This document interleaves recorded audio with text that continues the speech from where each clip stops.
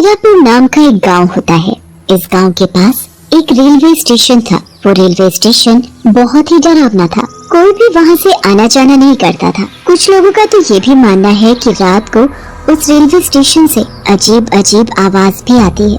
कभी किसी के रोने की आवाज आती है, कभी किसी के चिल्लाने की आवाज आती है, तो कभी किसी के गुर्राने की आवाज आती है। एक बार राज नाम का एक आदमी गांव में कुछ दिनों के लिए अपने माँ बाप से मिलने आया था। चलिए पिताजी, अब हमारे जाने का समय हो गया है। अब कल तक शहर नहीं पहुंचा तो बॉस नौकरी से निकाल देगा। अरे बेटा, तुम जाओगे कैसे? कल तक तो शहर नहीं पहुंच सकते तुम। अरे पिताजी, कैसी बातें करते हैं आप? गांव का रेलवे स्टेशन है ना, वहीं से चला जाऊंगा। नहीं बेटा, वहाँ से मत जाओ, तुम स्टेशन पर कदम भी नहीं रखोगे। अरे पिताजी, स्टेशन पर ऐसा क्या है जो मैं वहाँ जा नहीं सकता? बस मैंने कह दिया तो कह दिया, तुम वहाँ से नहीं जाओगे, समझे तुम? पिताजी, आप मुझे बताइए तो सही, आखिर वहाँ ऐसा क्या है? नहीं तो मैं खुद जाके देख लूंगा। बेटा, वो रेलवे स्टेशन भूतिया है। बोला जाता है कि वहाँ भूत चुड़ैल वगैरह घूमते रहते हैं। बस पिताजी, कैसी बातें कर रहे हैं आप? इस जमाने में रहकर भी आप ये भूत चुड़ैल पर विश्वास करते हैं? अरे पिताजी, वो रेलवे स्टेशन बिल्कुल सही है। वो लोगों ने अफवाह फैलाकर उसको बदनाम कर रखा है। तो तुम अब मेरी बात को टालोगे। मैंने कह दिया कि तुम उस रेलवे स्टेशन से नहीं जाओगे तो नहीं जाओगे। पिताजी प्लीज, अगर मैं कल तक अपने शहर नहीं पहुंचा ना तो नौकरी हाथ से चली जाएगी। फिर पैसा कौन ये भूत लाएंगे?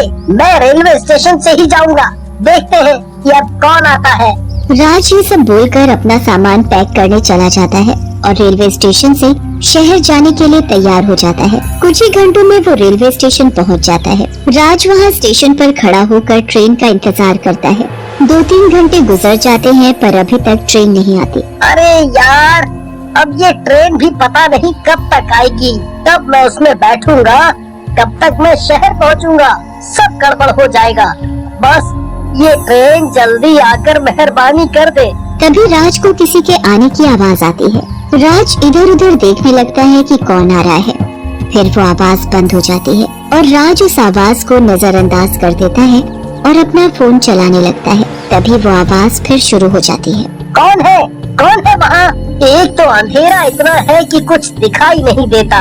राज अपने फोन में फ्लैशलाइट जलाकर देखता है। तभी वो चौंक जाता है और चिल्ला देता है। वो देखता है कि उसके सामने एक बूढ़ा व्यक्ति खड़ा होकर उसे घूर रहा है। अरे चाचा, आपने तो डरा दिया। ऐसे घूर घूर के मुझे क्यों देख रहे हो? कुछ कर दिया क्या मैंने? तुम यहाँ क्यों आए हो? क्यों आए मतलब? अपनी ट्रेन का इंतजार कर रहा हूँ। कल तक शहर जाना है पर ये ट्रेन है कि आ नहीं रही। 5 घंटा हो गया इंतजार करते करते। यहाँ से चले जाओ, चले जाओ, मरोगे तुम। अपनी जान बचाओ, जाओ यहाँ से, वो भूत तुम्हें मार देंगे। अरे चाचा, जाओ ना, क्यों दिमाग खराब कर रहे हो? घर में पिताजी इस बात को लेकर परेशान कर रहे थे और अब तुम जाओ यहाँ से। फिर वो बूढ़ा आदमी अपने हाथ से सामने की तरफ इशारा करता है। राज उस ओर देखता है कि वहाँ से ट्रेन आ रही होती है। राज पीछे मुड़कर देखता है तो वो बूढ़ा आदमी वहाँ से गायब हो जाता है। राज को वहाँ थोड़ा अजीब सा लगने लगता है। राज ट्रेन में बैठ जाता है और शहर के लिए रवाना हो जाता है।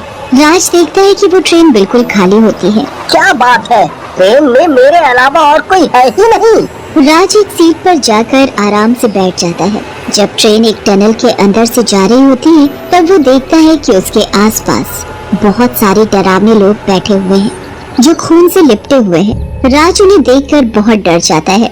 फिर अगली सुबह न्यूज़पेपर बांटने वाला राज के पिताजी के घर में न्यूज़पेपर फेंक कर चला जाता है। राज के पिताजी जब वो न्यूज़पेपर खोलकर देखते हैं तो वो बहुत चौंक जाते हैं और रोने लगते हैं। हे भगवान, ये क्या हो गया? मैंने उससे बहुत मना किया था, मत जा वहाँ, मत जा, पर उसने मेरी एक नहीं सुनी। अब ये हाल हो गया मेरे बच्चे का। क्या हो गया? क्यों चिल्ला रहे हो? राज के पापा राज की मम्मी के हाथ में वो न्यूज़पेपर थमा देते हैं। राज की मम्मी भी न्यूज़पेपर को देखकर बहुत डर जाती है और बहुत रोने लगती है। उस न्यूज़पेपर में न्यूज़ छपी थी कि एक लड़का जो हीरापुर रेलवे स्टेशन से ट्रेन में सफर कर रहा था, उसकी लाश रेलवे स्टेशन के पास वाले टनल के पास मिली है। लाश बहुत बुरी हालत में है, सिर धड़ से अलग होने को है, हाथ पर लग रहा है कि किसी जंगली जानवर ने खा रखे हो। ये देखकर राज के मम्मी पापा बहुत रोते हैं और ये हादसा गांव के लोगों के दिलों में हीरापुर रेलवे स्टेशन के लिए और डर बैठा देता है। उस हीरापुर रेलवे स्टेशन पर हमेशा ऐसा ही होता था। वहाँ की ट्रेन से जो कोई भी सफर करता था जिंदा नहीं बचता था। कोई गांव वाला भूलकर भी इस रेलवे स्टेशन के आसपास नहीं भटकता था। कुछ दिनों बाद उस गांव में एक तांत्रिक बाबा आता है। वो तांत्रिक बाबा बहुत शक्तिशाली था। बोला जाता था कि उस तांत्रिक के पास एक बोतल है जिनसे उस तांत्रिक ने खतरनाक से खतरनाक भूत पिशाचों को बांध कर रखा है। वो वहाँ उस हीरापुर गांव में तपस्या करने के मकसद से आया था। नमस्ते सरपंच साहब, कैसे हैं आप? नमस्ते बाबा जी, हम ठीक हैं। आप बताएं, यहाँ कैसे आना हुआ? हमने तपस्या करने का निर्णय लिया है। बस जरूरत है तो एक शांत स्थान की, जहाँ मैं शांति से तपस्या कर सकूं। अगर आपको कुछ ऐसी शांत जगह के बारे में पता हो तो आप बताने का कष्ट करें, हम आपके आभारी होंगे। अरे, हमारे गांव में ऐसी जगह है जहां आप अपनी तपस्या शांति से कर सकते हैं। वहां गांव के इस इलाके से थोड़ा दूर जाते ही एक जंगल है।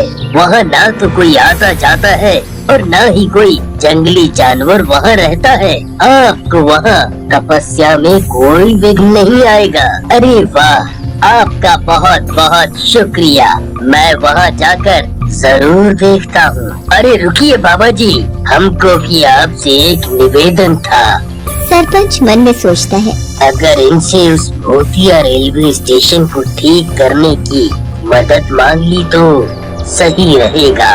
इतने बड़े तांत्रिक हैं, कुछ न कुछ मदद तो कर ही देंगे। हाँ सरपंच साहब, बोलिए, बिना हिचकिचाए बोलिए। वो आपको बताना था कि हमारे गांव में एक रेलवे स्टेशन है।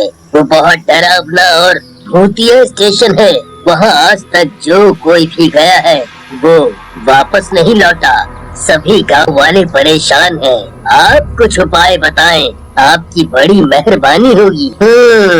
अच्छा ठीक है सरपंच साहब, हमको पहले वहाँ का माहौल देखने दीजिए। फिर तांत्रिक वो रेलवे स्टेशन देखने चला जाता है। तांत्रिक उस रेलवे स्टेशन की एक एक चीज को गौर से देखता है। सरपंच साहब, इस गांव में कोई ऐसा व्यक्ति है जो मुझे इस रेलवे स्टेशन की कहानी बता सके? मेरा मतलब है कि यहाँ पहले क्या हुआ था, कैसे हुआ था, क्या वजह है यहाँ पर भूत चुड़ैल के घूमने की? हाँ बाबा, एक आदमी है, वो गांव के सबसे ज्यादा बुजुर्ग व्यक्ति है। वही कुछ बता सकते हैं आपको इस रेलवे स्टेशन के बारे में। फिर तांत्रिक उस बुजुर्ग आदमी राम प्रसाद के पास पहुंच जाता है। राम प्रसाद तांत्रिक को बताते हैं कि 10 साल पहले कुछ आतंकवादी इस गांव में घुस आए थे। वो इस गांव को बम से उड़ा देना चाहते थे, इसलिए वो इस गांव के रेलवे स्टेशन पर पहुंच जाते हैं, क्योंकि वहीं लोगों की संख्या ज्यादा होती है। उन लोगों ने रेलवे स्टेशन के कोने कोने में छोटे छोटे बम लगा दिए थे और उनमें से एक आतंकवादी अपने शरीर में एक बड़ा बम लगाकर ट्रेन में घुस जाता है। जैसे ही ट्रेन चलना स्टार्ट हो जाती है, वो आतंकवादी बम को फाड़ देते हैं और ट्रेन में बैठा आतंकवादी भी बम को फोड़ देता है, जिसकी वजह से वहाँ मौजूद सारे लोगों की मौत हो जाती है। सारा का सारा रेलवे स्टेशन जल जाता है और तहस नहस हो जाता है। वहाँ रेलवे स्टेशन पर जितने भी लोगों की मौत हुई थी वो सब लोग भूत और चुड़ैल बन जाते हैं, और जो भी इस रेलवे स्टेशन पर जाता था और ट्रेन में सफर करता था वो उसको जान से मार देते थे। तांत्रिक ये सब सुनकर समझ गया कि अब उसे क्या करना है। घबराने की बात नहीं है सरपंच साहब, आपको बस उस रेलवे स्टेशन के पास एक शांति यज्ञ करवाना होगा। बात तो ठीक है बाबा जी, पर ये शांति यज्ञ करेगा कौन? उस स्टेशन के पास भटकने से भी लोग मना कर देते हैं। कोई पंडित इसके लिए राजी नहीं होगा। आप चिंतित ना हो, ये शांति यज्ञ मैं कर दूंगा। तांत्रिक के उस हीरापुर रेलवे स्टेशन पर शांति यज्ञ कराने के बाद सब कुछ शांत हो गया था। अब रेलवे स्टेशन में कोई भूत चुड़ैल नहीं रहता था। अब वो स्टेशन बिल्कुल सुरक्षित था। राज की मम्मी भी